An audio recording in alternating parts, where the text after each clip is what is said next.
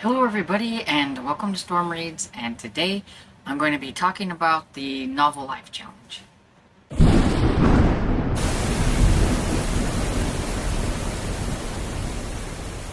So I heard about the Novel Life Challenge from Ollie from Criminali, and I think he got the idea from somebody else, but I don't remember exactly who that was.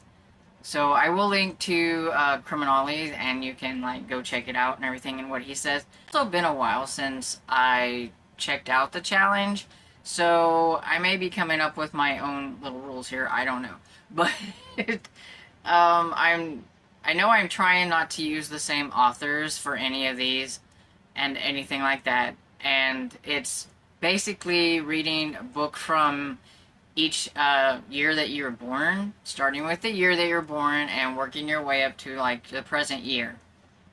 Now, because I'm me, I have to make this challenge harder than it should be and everything, but I decided to do two different challenges, a hard one and an easy one. And the reason for that is I started trying to do this by looking up books on the bestsellers list and things like that for each year.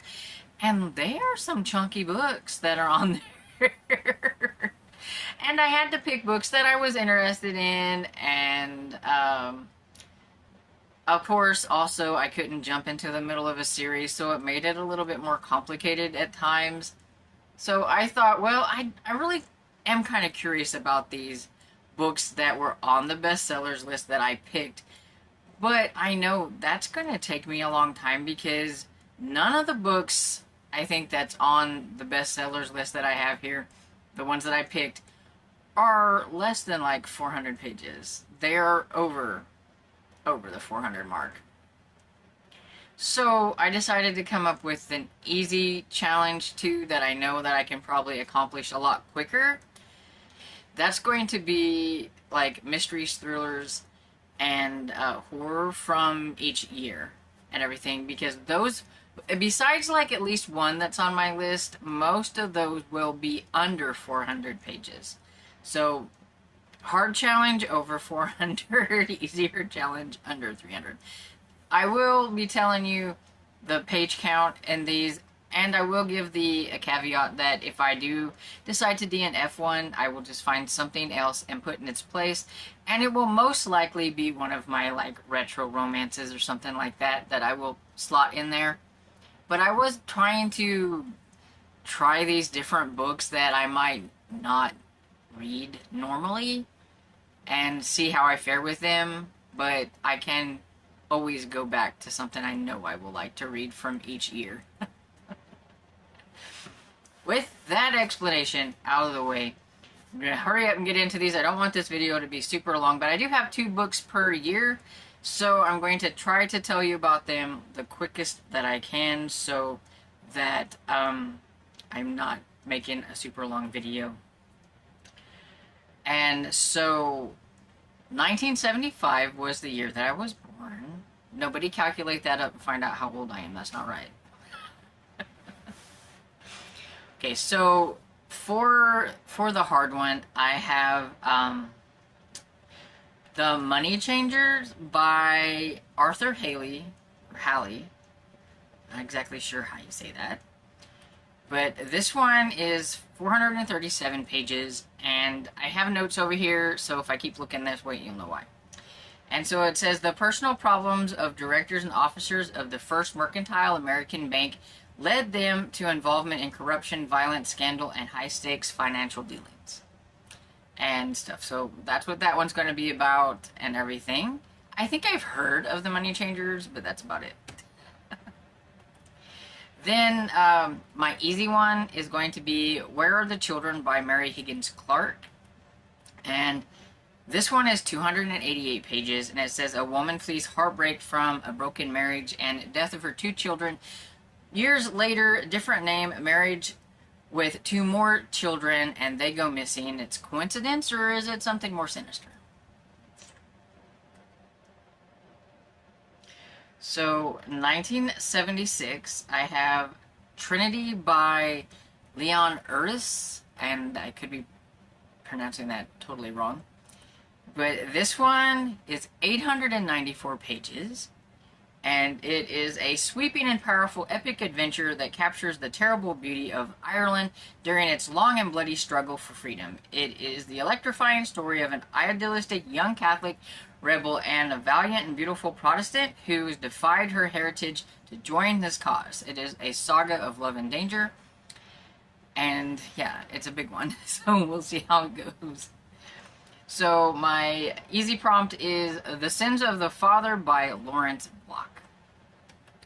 This one is 182 pages, and I have a dead prostitute, minister's son is charged, hangs himself in the cell. The father asks Matthew Shutter to look into things, and he is an unlicensed PI, and this is the first book in the Matthew Shutter series. So 1977, we have Thornbirds by Colleen McCullough. I think that's how you say her name. Here we go. I actually have this one. It's a chunky one. Okay, so this one is, if I can read it, 692 pages. And so this one is a sweeping family saga of dreams, titanic struggles, dark passions, and forbidden love in Australian outback. I know that it is about a priest and everything falling in love and things like that, so it's a little taboo and stuff like that, and that's pretty much all I know. I know that I think you either really enjoy this or you don't, and so I'm kind of curious about it. It's Melissa from Library and Labrador's, one of her favorites, and so I'm kind of curious to try it. So then my easy challenge is A Modern Taste for Bones. It's 197 pages, and I know it's the first book in the Brother Cadfael series, which is about a monk who investigates murders, and its setting is 1137. So it's a medieval type of book, and so I'm kind of curious. I have this book somewhere in one of my tubs. I just didn't know where to dig it out yet. By the time I get to it, hopefully I'll have found it. So 1978, I have The Holcroft Covenant by Robert Ludlum, and this one is 547 pages, and it's World War II is over, three top Nazis embezzled $780 million, then commit suicide. Those who inherit the money are supposed to give it back to the Holocaust survivors. One of them is going to see that it gets done, but there's a group who doesn't want them to hand it over, and so it's kind of dangerous for that one guy, and yeah. It's 547 pages of kind of a spy-ish type thriller, mystery of sorts. I don't know, but I'm willing to give it a try. I've never read this author. I know he's the one I think that did The Bourne Identity, and I've never tried those, but we'll try this one and see what happens. Then my easy one is Eye of the Needle by Ken Follett. And you will see a lot of spy on here, I think. So this one is 368 pages, and it's a spy novel involving a ruthless assassin codenamed The Needle and the one woman who stands in his way. And then 1979, I have A Woman of Substance. It's 906 pages.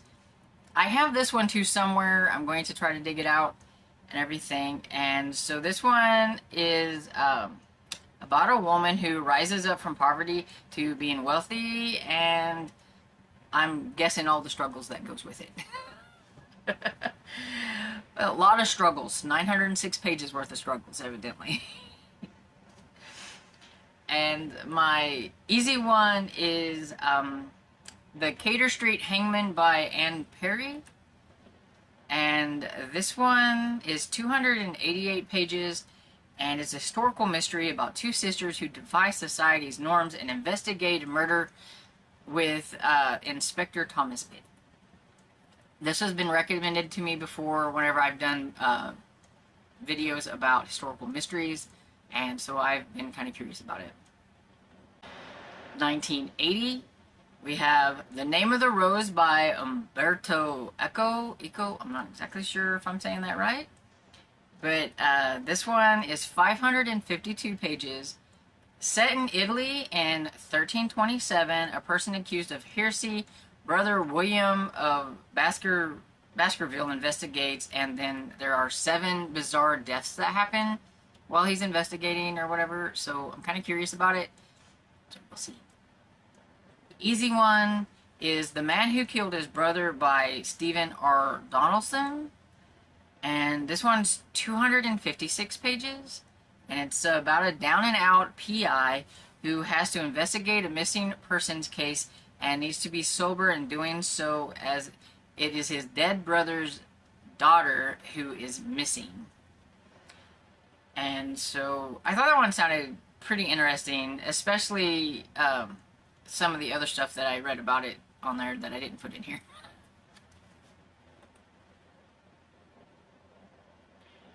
So 1981 is Gorky Park by Martin Cruz Smith. I've read a horror novel by this author and it was very dry and very boring, so I'm a little worried, but I did read a review on that book that I read, I think it was called Nightwing, that said he should stick to mysteries and stuff, so crime novels, so I'm hoping that means this is going to be better. But this has a triple murder in Moscow, and chief homicide investigator Arkady Rinko is on the job. So we'll see what happens, and it is a chunky one. I forgot to say, like, how big it was. Let's see. It is my chunky one. It's 433 pages. Okay, so I'm sure a lot of you are going to be surprised about this next one. And so my easy one is Red Dragon by Thomas Harris. Yeah, I've never read the Hannibal Lecter series. None of them. I've never read any of them. And so this one is my big one for my easy prompt because it's 454 pages. But it says the second family has been massacred by a terrifying serial killer. The press has christened the Tooth Fairy. Special Agent Jack Crawford turns to the one man who can help restart a failed investigation, Will Graham. Graham is the greatest profile FBI has had, but the physical and mental scars of capturing Hannibal Lecter has caused Graham to go into early retirement. Now Graham will have to turn to Lecter for help. I'm very curious about this. I believe I watched like the movies and things of all of the Hannibal Lecter ones. I've just never read the books. So I'm really curious about that one. 1982, we have North and South by John Jakes. And this one is, let's see, 720 pages.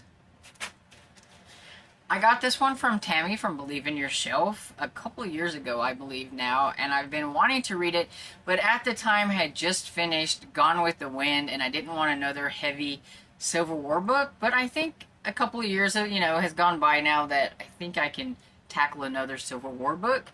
And so I know it's part history, part novel. This book chronicles 2 great American dynasties over 3 generations. They're brought together in a friendship that neither jealousy nor violence could shatter.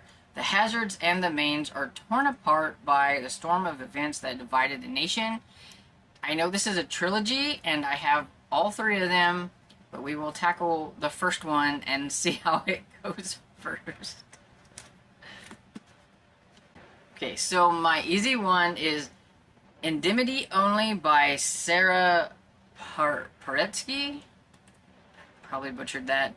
But this is the first book in the V.I. Warshawski series. It's 323 pages. And it says V.I. Warshawski's anonymous client sends her on a wild goose chase. And people are not who they say they are. And then it's going to be a race against time to find a young lady whose life is on the line. I watched the movie that this was based on, or the series, like, it's called VR Warshawski, the movie. I don't know if it was actually based on, like, the first book or whatever, but I mean, I watched the movie, and I enjoyed it, and I've always wanted to try the series, so I am excited to give it a try. So, 1983 is The Little Drummer Girl by John le Carre, and this one is 659 pages. And in this thrilling and thought-provoking novel, A Middle Eastern Intrigue, Charlie, a brilliant and beautiful young English actress, is lured into the theater of the real by an Israeli intelligence officer and forced to play the ultimate role if she wants to survive. And I've never tried this author before, and so thought I would give this one a try, and we'll see how it goes. And then my easy one for 1983 is The Pacific Vortex by Clive Cussler. And this one is 270 pages, not counting the excerpt or whatever it is from the other one. So this is about Dirk Pitt, who is a death-defying adventurer and deep-sea expert, is going to have the ultimate test as he plunges into the perilous waters of the Pacific Vortex. I didn't want to know a whole lot about what it was about, but I like this cover, and I've said it before, I like it because it has like step back. But yeah, so it's the first book. It's like the technical first book of Pacific Vortex, though I think it didn't come out first. But it says first on Goodreads, so that's what I'm going with. Okay, so 1984, I'm at a little dilemma. There is a book that I would like to try. It's super, super long. I can't find a copy in like paperback copy. I don't really want a hardback copy. And I don't want to pay a lot for it because I don't know if I'll like it. So I've been looking for it while I'm thrifting, but I haven't found it. And I can't find it on like Libby or anything like that. So I may have to scrap that one, and I have another book for its spot. I will go ahead and mention both books, and then, you know, maybe you can give me feedback if you think I should skip the big one and go for the other one or whatever it is. But I have this one here because it's interesting that I know some people that absolutely loved it, and then I know some people that thought it was average, and I know somebody who has DNF'd it. So this is And Ladies of the Club by is it Helen Hooven Santmere? Probably butchering that name. But it's 1,433 pages. So it's a chunky one, and it's centered around members of a book club and their struggles to understand themselves and each other in the tumultuous world they live in. So I'm not sure how I will get on with that, but at the same time, I'm a little curious about it and everything. But, I mean, it is a big one. So my alternate is Cold Sassy Tree by Olive Ann Burns, and this one is 405 pages. And it says, on July 5th, 1906, scandal breaks in the small town of Cold Sassy, Georgia, when the proprietor of the general store, E. Rucker Blakesley, elopes with Miss Love Simpson. He is barely 3 weeks a widower, and she is only half his age, and a Yankee to boot. As their marriage inspires a whirlwind of local gossip, 14-year-old Will Tweedy suddenly finds himself eyewitness to a family scandal, and that's where his venture begins. And so I'm kind of curious about this one too, but it really doesn't sound like a book that I would normally read. But I know that Elizabeth from Lizzie Faye Love Books gave it, I think, 5 stars because I seen it on Goodreads. And it did sound like a book that I think she would enjoy, so I could see that.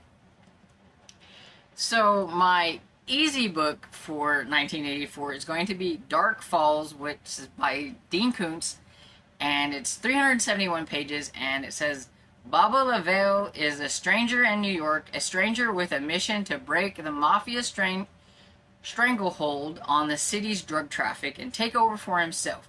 He has no guns, no army of hoods, no friends in high places, but he has the power. Magical, ancient, and terrifying and brutal. The power that thrives in the darkness. I haven't read a Dean Koontz book in a long time, and so I'm kind of curious about this one.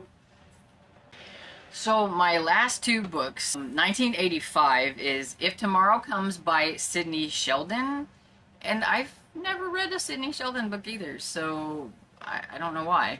This one is 501 pages. It says a story of intrigue and revenge. Tracy Whitney is young, beautiful, and intelligent, and about to marry into wealth and glamour, until suddenly she is betrayed, framed for a ruthless mafia gang, by a ruthless mafia gang, abandoned by the man she loves. Only her ingenuity can save her and help her fight back. Oh, that sounds kind of interesting. And then my easy one is Glitz by Elmore Leonard. That's how you say it. And this one is 235 pages and says, the night Vincent was shot, he saw it coming. After being shot by a mugger, Lieutenant Vincent Mora is convalescing in Puerto Rico.